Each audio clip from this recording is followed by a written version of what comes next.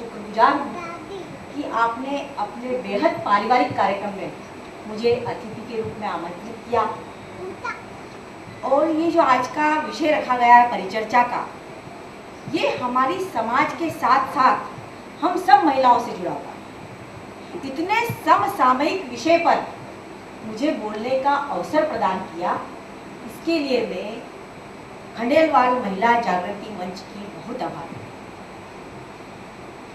जिस देश में, जिस समाज में 4 माह की अबोध बच्ची सुरक्षित नहीं, उस देश में उस समाज का कितना पतन हो रहा है।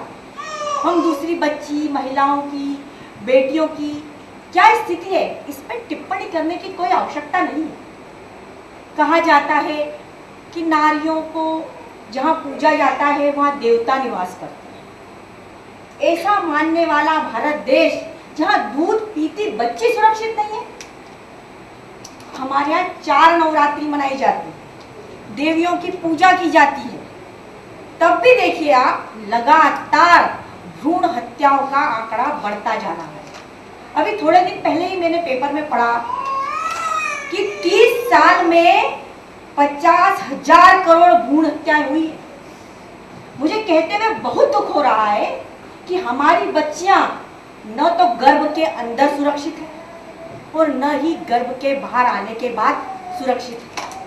बलात्कार, यौन शोषण, छेड़खानी, ऐसी संबंधित खबरें हम रोज अखबार में पढ़ते हैं।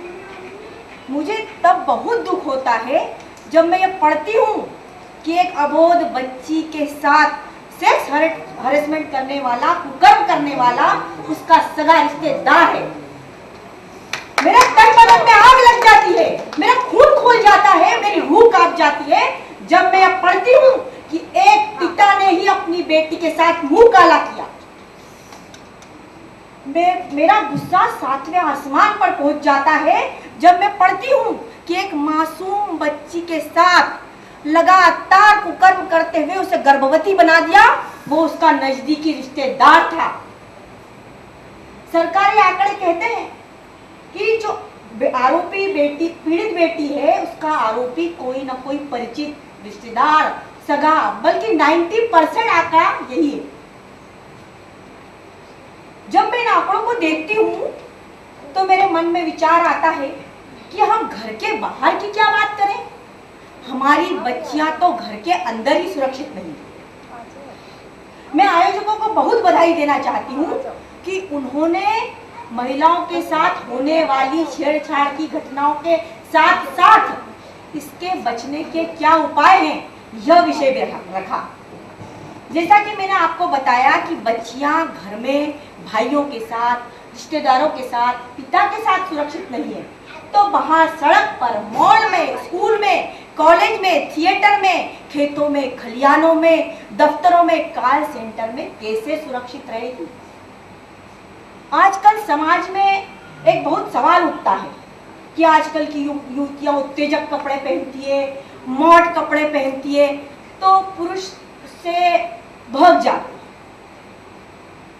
और उनसे वो इतने कपड़े देख के मतलब वो हो जाते हैं कि उनसे कंट्रोल नहीं हो पाता। जब कोई युवक या कोई मुझे कहता है ना कि बच्चियों ने इतने उत्तेजक कपड़े पहने, इतनी मॉड ड्रेस पहनी, तो मुझे उनकी बुद्धि पर तरस आता है। टीवी में एक बार देख रही थी, इंदौर के नेता कह रहे थे युवतियों को शालीन कपड़े पहनने चाहिए। अरे भाई, जब राजबाड़ा पर दूध पीती 4 महीने की बच्ची के साथ बलात्कार हुआ तो उसने कौन से उत्तेजक कपड़े पहन रखे थे। अब उसकी माँ उसको सलवार सूट, साड़ी ब्लाउज तो नहीं पहना सकती, कैसे पहना है। अपने इंदौर में ही 2 शिवानियों के साथ बलात्कार हुआ। एक शिवानी 3.5 साल की थी, बारात देख रही थी, एक मवाली आया, उसको उठा के ले गया, भोगा और मार डाला। दूसरी शिवानी 13 साल की थी।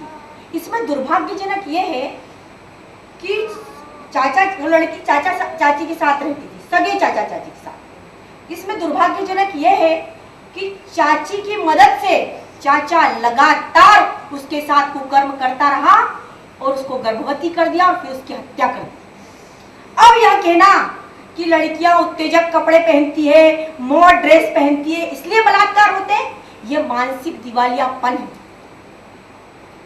हमारे देश में, हमारे समाज में लगातार बीमार पुरुषों की, गंदी मानसिकता वाले पुरुषों की संख्या बढ़ती जा रही है। दूसरा कारण शराब, और इससे भी जहरीला नशा, जो शराब से भी ज्यादा खराब नशा है, वो बिक रहा है। इस नशे ने पुरुष को जानवर से भी बदतर बना दिया है। और दूसरा कारण हमारा ये स्मार्ट और एंड्रॉइड फोन, जिसमें गंदगी भरी पड़ी है। भारत सरकार ने कहा 10 करोड़ पोर्न साइट्स है, जिसको किसी भी हालत में बंद नहीं किया जा सकता। ये सरकार की लाचारी है, बेबसी है कि उसको ब्लॉक नहीं कर सकते। लेकिन जो गंदी मानसिकता के लोग हैं ना, वो तो यही सब देख रहे हैं। जब हमारे मोबाइल में ही सेक्स मार्केट चल रहा है, चौराहे चौराहे पर नशा बिक रहा है, संस्कार बचे नहीं है, नैतिक धर्म बचे नहीं है, संयुक्त परिवार की परंपराएं समाप्त होने जा रही है। ऐसे आधुनिक युग में शर्म, हया और वर्जनाएं टूट रही है। तब हमारी बच्चियां सुरक्षित रहे तो कैसे रहे? समस्या पर तो बहुत बात कर ली, लेकिन अब समाधान पे भी बात होनी चाहिए। आजकल हम बच्चियों पर तो बहुत कंट्रोल करते हैं। बच्ची बेटा यहाँ मत जाओ, वहां मत जाओ, ये मत खाओ, वो मत पियो, ऐसा मत करो, किसके साथ जा रही हो। बच्ची को तमाम नसीहतें, तमाम हिदायतें देते हैं, लेकिन कभी अपने बेटे को सिखाया, कभी अपने बेटे पर ध्यान दिया नहीं। क्या कभी किसी माँ ने अपने बेटे को ये कहा कि बेटा जैसे तेरी दीदी है वैसे ही सड़क पे चलने वाली हर लड़की तेरी दीदी है? क्या किसी जवान बेटे को किसी माँ ने यह सिखाया कि जैसा तेरी बहन का शरीर है वैसा ही सड़क चलती हर लड़की का शरीर है? नहीं, बेटे को सिखाने की क्या जरूरत है? लड़के की जात है, उसका क्या बिगड़ेगा? बेटियों को बोलते बेटा 7 बजे घर आ जाना, किसके साथ जा रही है, कब आ रही है। लेकिन लड़का, बेटा कभी आए कभी जाए, कोई लेना देना नहीं। रात को 12 बजे आवारागर्दी करके आता है। कहाँ से आया आपका साहबजादा, किसके साथ घूम रहा है, क्या खा पी रहा है, उसकी सोसाइटी क्या है, कोई लेना देना नहीं। क्यों? क्योंकि लड़का है, उसका क्या बिगड़ेगा? उत्तर प्रदेश में जब अखिलेश यादव की सरकार थी, तब अखबार में लगातार बलात्कार के खबरें आती थी। कुछ लड़के बलात्कारी पकड़े गए, तब पिताजी मुलायम सिंह यादव ने कहा कि लड़के हैं, गलती हो गई। अरे ये कैसी मानसिकता है कि लड़के हैं और गलती हो गई?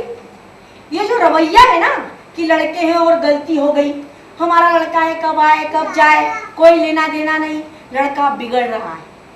और ऐसे बिगड़े हुए लड़के, ऐसा बेटा मेरा भी हो सकता है और आपका भी हो सकता है। समाज में जो बलात्कार और छेड़छाड़ी की घटना हो रही है, वो बेटा भी तो किसी ना किसी माँ का बेटा है।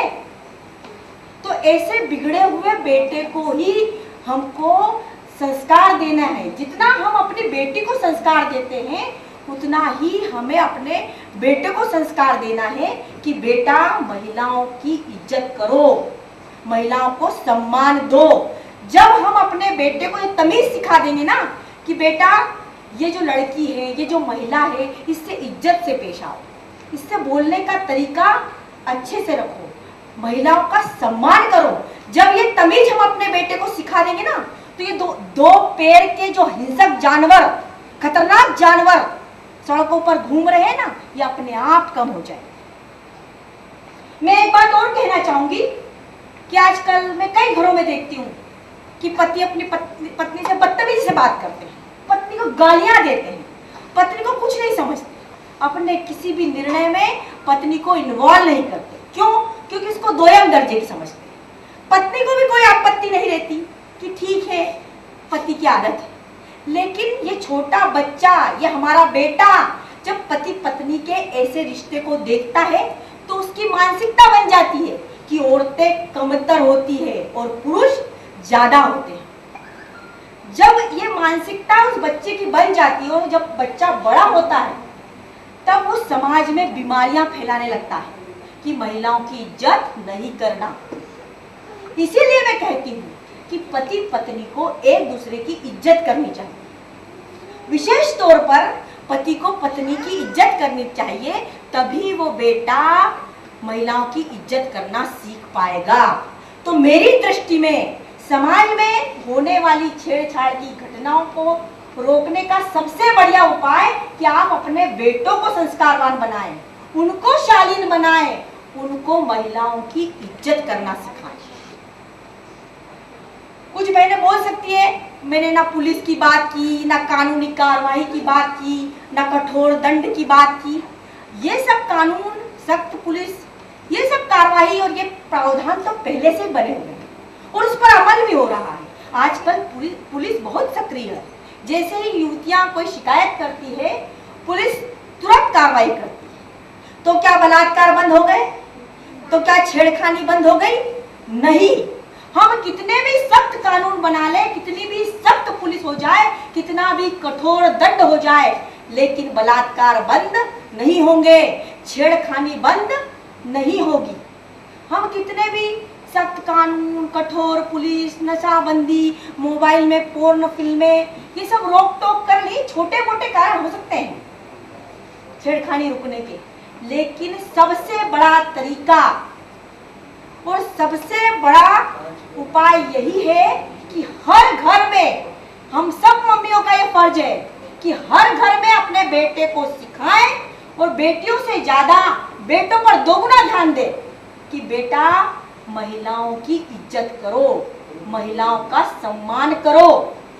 जिस दिन ऐसा हो जाएगा ना, इस देश में व्यापक परिवर्तन आएगा, ये समाज बदल जाएगा, ये दुनिया बदल जाएगी। और यही बच्चा, यही मेरा बेटा, आपका बेटा जब बड़ा होगा और कोई महिला मुसीबत में होगी, जब ये बच्चा बड़ा होगा, प्रौढ़ होगा, जवान होगा, बूढ़ा होगा और कभी किसी महिला को मुसीबत में देखेगा तो वो उसकी हेल्प करेगा। क्यों? क्योंकि वो संस्कारवान बन गया है ना। इसीलिए अब हमें अपने घर से शुरुआत करनी चाहिए कि अपने घर के बेटे को, हर घर में हर माँ ये शुरुआत करे कि अपने बेटे को संस्कारवान बनाए, महिलाओं की इज्जत करना सिखाएं, तभी यह समाज बदलेगा, देश बदलेगा। धन्यवाद।